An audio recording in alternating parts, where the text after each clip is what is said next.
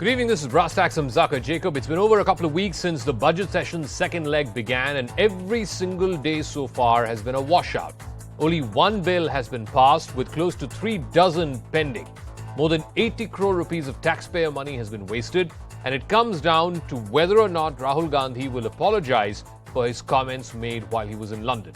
Mr. Gandhi and the Congress party say they have nothing to apologize for. The question is it time for once and for all to end this charade and get Parliament to get back to what it was meant for, and that is to discuss people's issues and to pass legislation?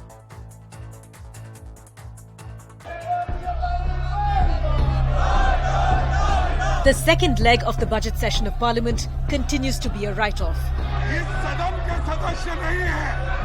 It was the sixth straight day of disruptions as members of Parliament from the ruling dispensation and the opposition continue to protest.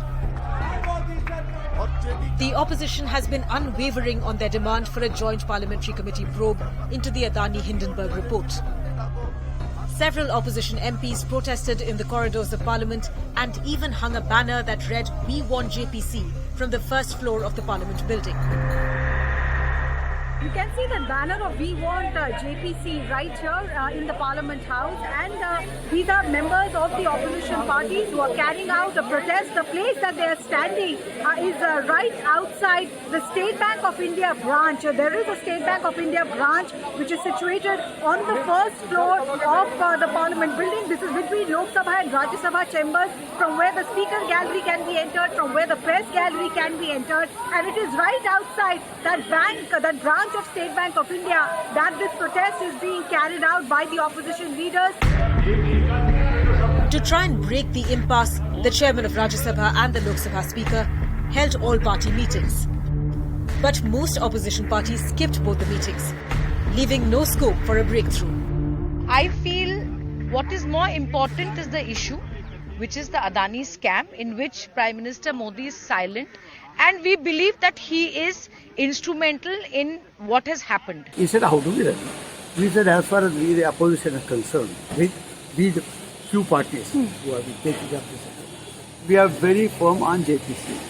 Unless JPC is accepted, not only discussed, but accepted, considered, we will be pressing for it. The BJP, meanwhile, continued to demand an apology from Rahul Gandhi over his remarks in London against the Modi government. But Congress has refused to blink. चोर चोर मुसेरे भाई हो गए आजकल, भ्रष्टाचार करने वाले एक साथ हो गए आजकल, संसद भी नहीं चलने देते हैं और अपने गुनाहों को छिपाने के लिए, सत्य को छिपाने के लिए प्रधानमंत्री पर भी अनाप शनाप बयान कर दिया। राहुल गांधी जी इस सदन के सदस्य नहीं हैं और उनके माफी मांगने का सवाल ही नहीं उठता। The BJP accused opposition MPs of deliberately stalling parliamentary process. विपक्ष ने फिर एक बार अपमान किया है। मुझे लगता है जब कोई व्यक्ति या कोई दल के पास कोई शब्द ना हो, कोई लेग स्टैंड करने के लिए अपने विषय के ऊपर कोई ठोस बात ना हो, एक वीक विकेट पे कोई खड़ा हो, तभी इस प्रकार के हल्के कारनामे सुर्खियों में बने रहने के लिए विपक्ष आज कर रहा है। The budget session of Parliament is set to conclude on the 6th of April. So why are netas allowing taxpayers' money to go down the drain with these daily disruptions? सदन की कार्रवाई 2 बजे तक के लिए स्थगित की जाती है। So what exactly is the price of this Parliament deadlock? Let's break it down in terms of numbers. So far, there have been 17 sittings in the second leg of the budget session of Parliament, and the money that's been lost because of these repeated disruptions in both houses is over 80 crore rupees. That's just in the last 2 weeks. Parliament should have worked for 90 hours. Instead, more than half of it, 54 hours, have been lost just in the din. Only 3 bills have been introduced in this session so far, and that includes the budget for the Union Territory of Jammu and Kashmir. That is a lone bill that has been passed in this entire session. But at this point of time, there are close to 36 bills that are still pending to be introduced in the House. So, what exactly is going on? Because it seems like neither the ruling party MPs nor the opposition want Parliament to function, thereby making a fool of the people of this country, the taxpayers who fund this charade. Is it time to end the charade once and for all? Aparajita Sarangi is BJP Member of Parliament, will be joined by Dr. Shantanu Sen of the Trinamool Congress. Mahima Singh, advocate, is a spokesperson of the Congress Party. Amar Patnaik, MP of the BJD, and Ratan Sharda, RSS researcher and author, is also on the broadcast. Let me start with Aparajita Sarangi. It is said that the onus of running the House, in fact both houses, is on the government, is on the ruling party, it's on the Treasury benches.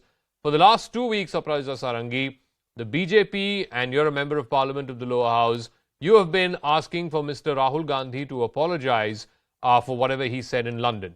Without going into the merits of what he said or did not say, is that an issue that should be holding up Parliament, wasting taxpayer money for 2 weeks now, ma'am? A very good evening. At the outset, let me tell you that it's the combined responsibility of the ruling dispensation and the opposition to run the Parliament. And very unfortunate that we have not been able to do so. And I would definitely like to mention here that today in the Lok Sabha, the demand for grants for the Union Territory of Jammu and Kashmir could be passed amid all noise and din. Now, we are all aware of the fact that today, Honorable Speaker had convened the meeting of all the political parties, and he in fact held discussions with all of them and requested them to calm down. And of course, the chairperson of the Rajya Sabha also did the same. He had convened a meeting. Now, as far as the situation in the Parliament is concerned, I very emphatically would like to say here that there is a very nervous opposition which is feeling overwhelmed by a very strong ruling dispensation. This is the scenario. And as far as Bharatiya Janata Party and the government of Prime Minister Modi is concerned, we are extremely clear about what we are saying and doing. We are against whatever Rahul Gandhi did and said in London and in Cambridge University. Whatever his statements, these statements were against the nation, and he has brought down the status of the country, has demeaned the status of the country, and he has humiliated all of us. So for that matter, we are insistent on his apology.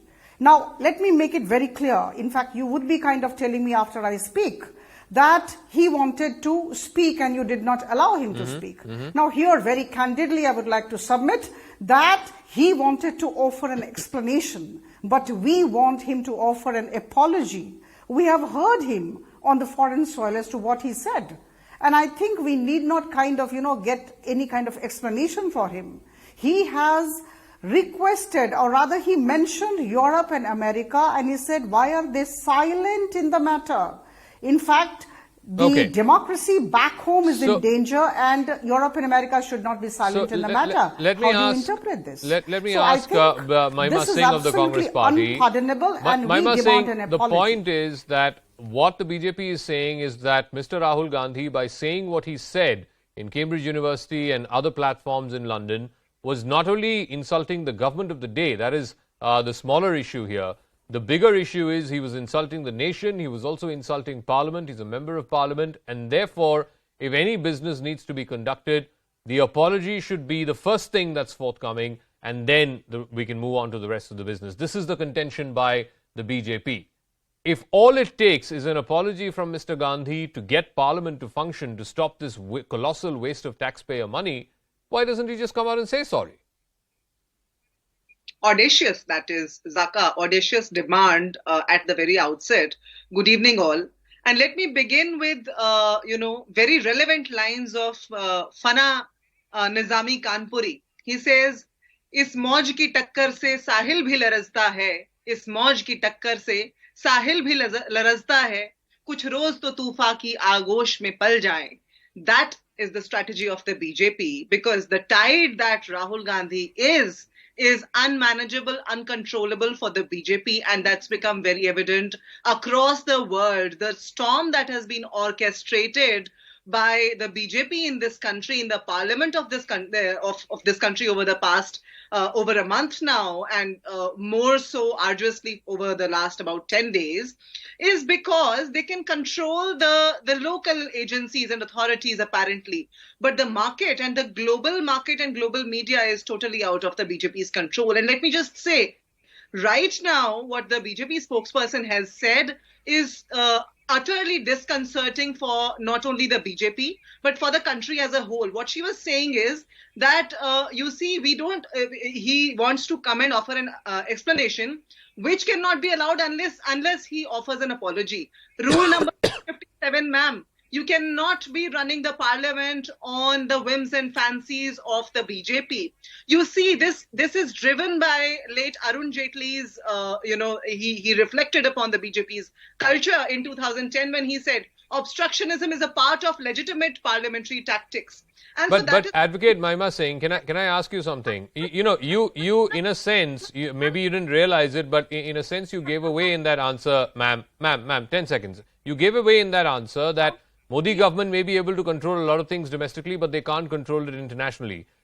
By de facto, you are saying that, we need the international press, the Western press, the New York Times and Washington Post and other, global markets to actually undermine him, because we can't seem to be able to do that electorally here in India.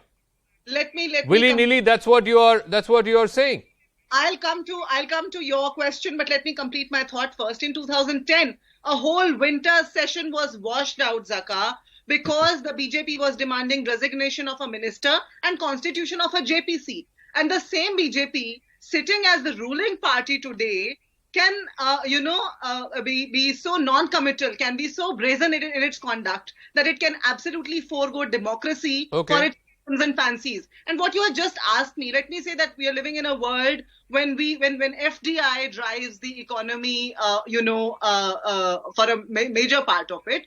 And so you cannot look away from the global picture at your own discretion, that for this we'll look at the global picture, but for that we'll not. When it comes to media, when it comes to the market is reflecting Mr. Adani's actions very categorically, very clearly.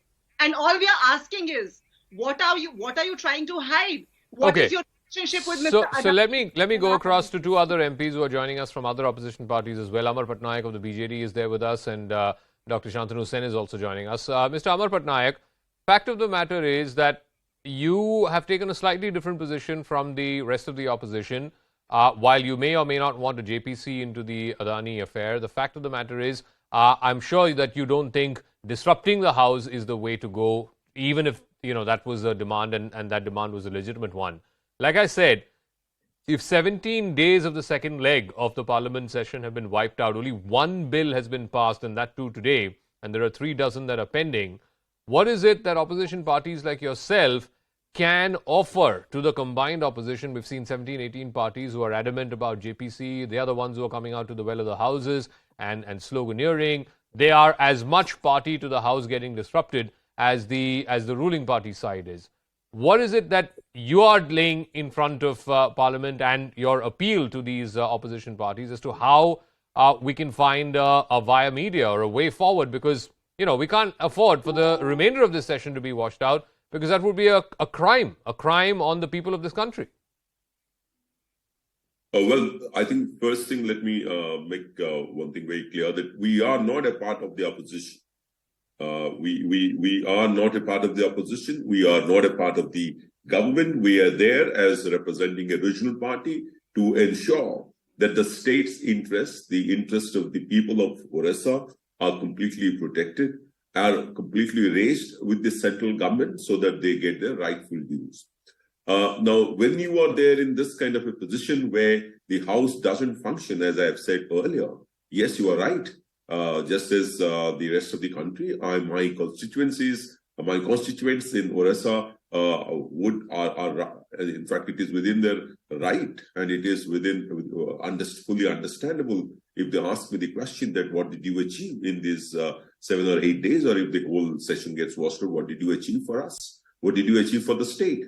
So I think the disruption that is taking place in the parliament, I've said this before, and that's the view of our party as well, that anything that is being discussed now, even in this news, what we're discussing now in the newsroom or outside the parliament, could probably be discussed within the parliament as well, both the sides. And the House could have been made to function. No, but whose responsibility is that, Mr. Patnaik? Just one point. Yeah. I had raised issues relating to Orissa. Now, I am unable to do that, even though they get listed in the 0 hour. It's not just a question of passing bills. Passing bills is just government business. What happens to the question answers? These are private members' bills. What happens to the 0 hours? Special mentions. These are private members' bills, rights. Now, that gets completely, mauled because of this disruption. No, but whose responsibility is it to ensure that a discussion on this pressing matter is taken up? The opposition is saying that Rule 267 is always pressed, but it is never considered by the chair of the House. In any democracy, the job of running the House, at least the primary responsibility of running the House, is that of the government. In this case, we are having scenes of the government members of Parliament themselves, rightfully or wrongfully. Like I said, I don't want to go into the merits or demerits of what Mr. Gandhi said. Asking for an apology for what they believe is an insult to the country on foreign land. Is this for me? Yeah, that's for you, Mr. Patnaik. Yeah. Yeah, no, that's exactly the point. Whatever we are discussing outside the parliament, whatever allegations on both the sides, counter allegations on both sides, demand on both sides, could probably have been discussed within the parliament itself by moving motions, independent motions, and the House would have discussed this, taken a call on this, either this way or that way, in which case the business of the House would have run. Parties like us, who are local regional parties, would have got a chance to speak about our state's demands, our people's requirements, people's demands, and we would have expected the government to answer. Now, where does one raise these issues anymore if the parliament doesn't function? Okay, so let me ask Dr. Shantanu Sen of the TMC. Again, while you may share many of the demands of the opposition, whether it's the constitution of the JPC, you have not, for example, said anything about what Mr. Rahul Gandhi said, whether you agree or disagree with what he said on foreign soil. B, you've also not been part of these joint opposition sort of rallies and marches to the ED office, CBI office, etc.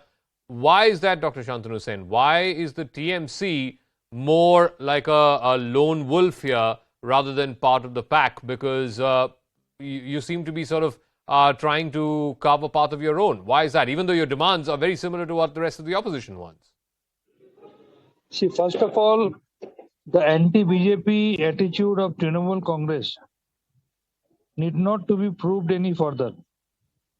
Secondly, every party has got its own modus operandi. Our party believes that there are 7-8 burning issues of the country which people of the country at large are facing. We believe that since independence, perhaps it is for the first time that inside the parliament, it is the treasury bench which is disrupting the parliament like anything, and they are not allowing the discussion to take place. This is the most unfortunate part of the story.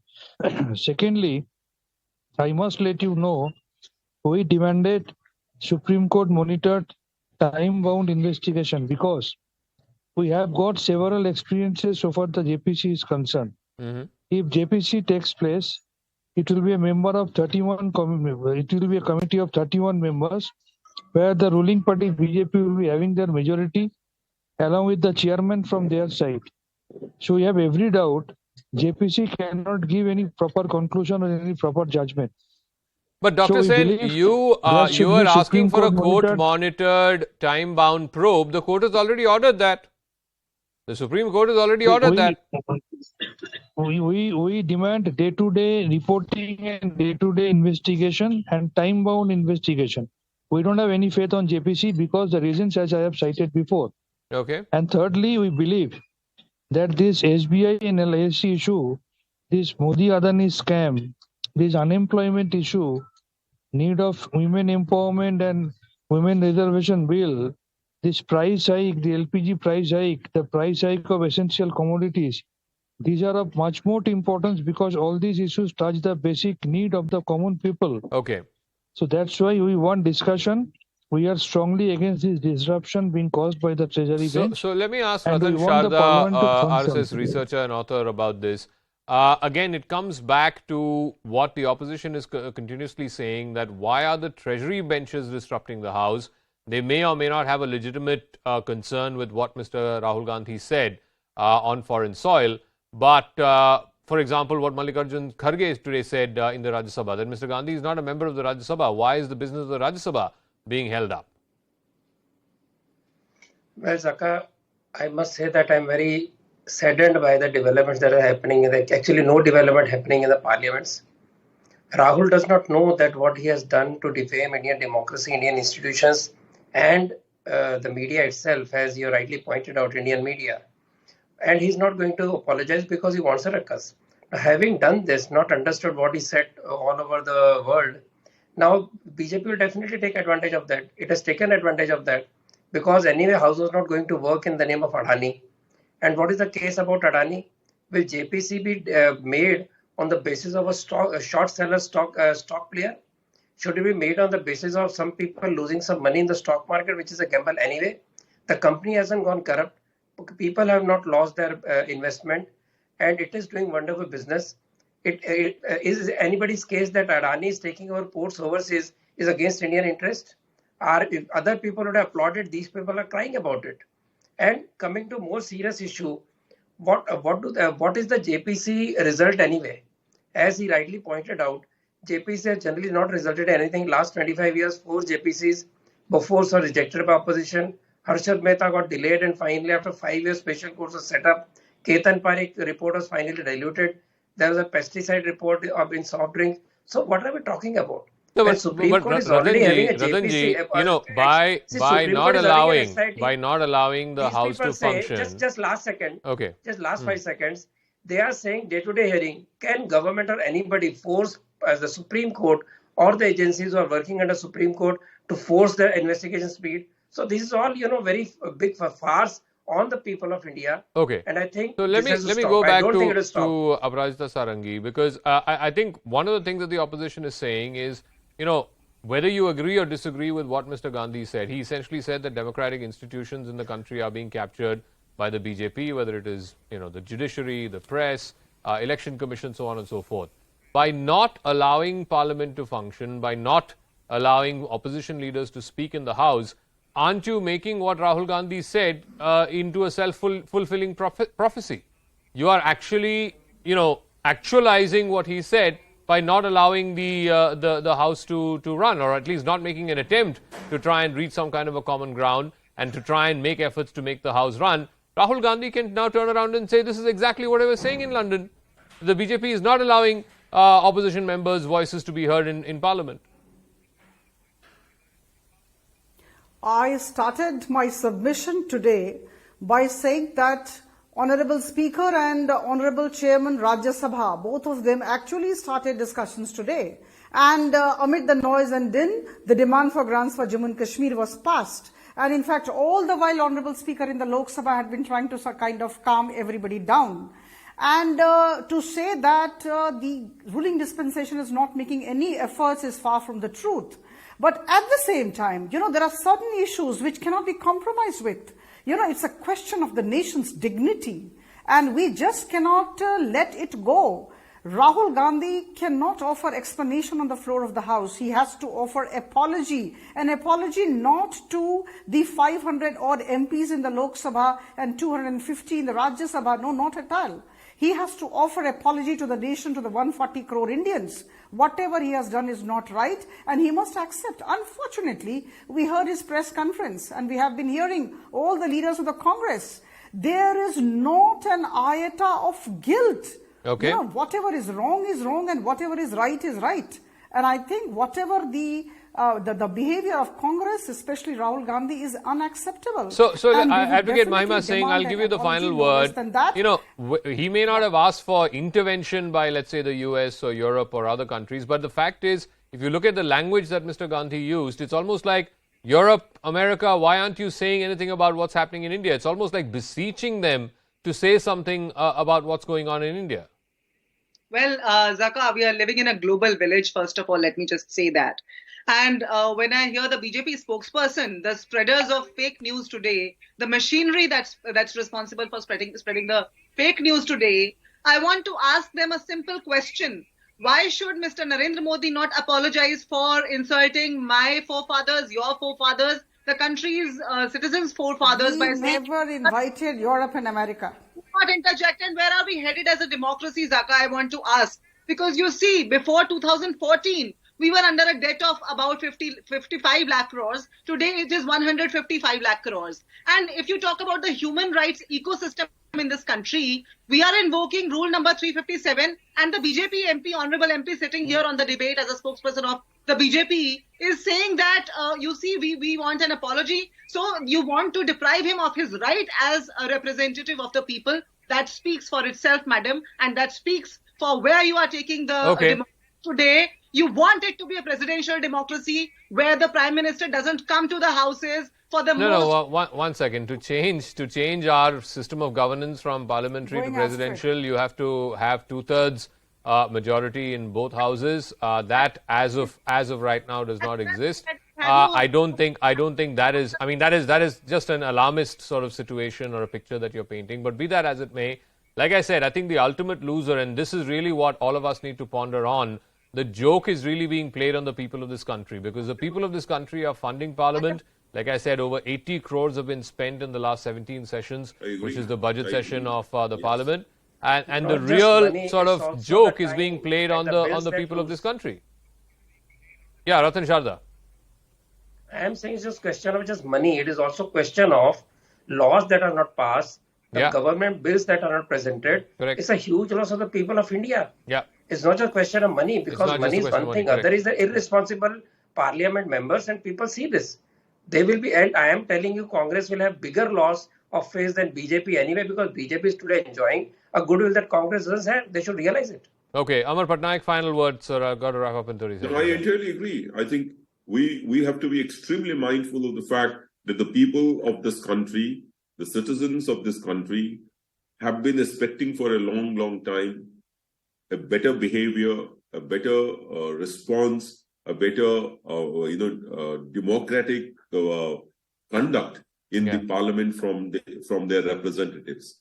And we must all think about this. This is the time. I think we have to rise above party lines and think about this as to whether we are serving the constituents well, whether we deserve we really to be, hope that the presiding where officers in both houses are able to sort of sit down with both sides, both the ruling party side as well as, of course, the opposition side, and bring them to some kind of a consensus so that at least the last few days that are remaining, another week, 10 days to go before the session concludes, at least in that fag end of this session, hopefully some business will get transacted. We'll leave it at that. We'll see how this plays out. Thanks very much to all our guests. Meanwhile, the other big